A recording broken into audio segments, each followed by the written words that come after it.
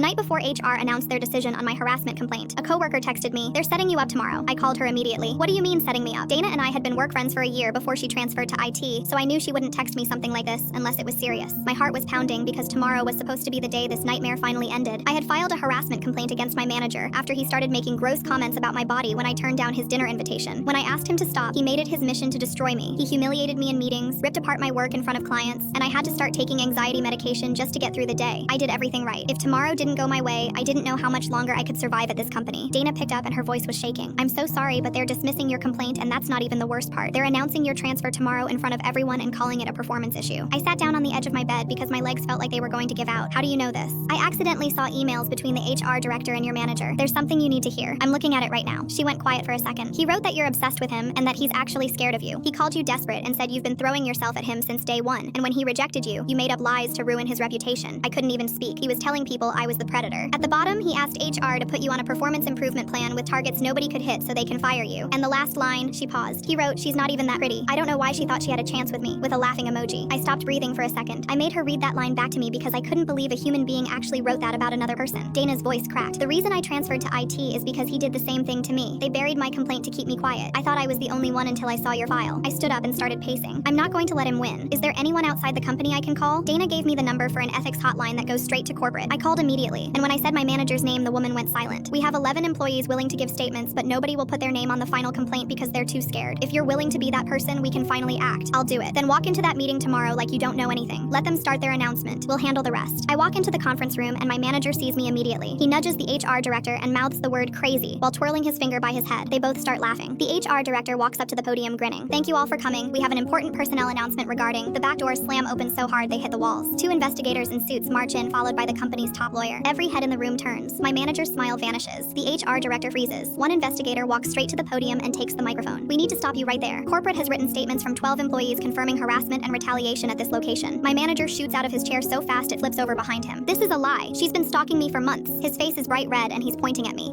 Someone tell them she's crazy." He looks around the room desperate for backup, but every single person looks down at their hands. Complete silence. Not one person says a word. The investigator steps toward him. "Sir, sit down." He backs away from her. No, this isn't happening. You don't know what she's like." He makes a run for the side door, but the other investigator grabs him by the collar and throws him back into a chair. "Move again and we call the police." My manager is shaking now. The lawyer walks over and stands directly over him, so he has to look up at her like a child. "You are terminated effective immediately. Security is waiting outside. You will not speak to anyone on your way out. I'll sue every single one of you." Security grabbed both his arms and dragged him out. I found out later he was also under criminal investigation for what he did to Dana.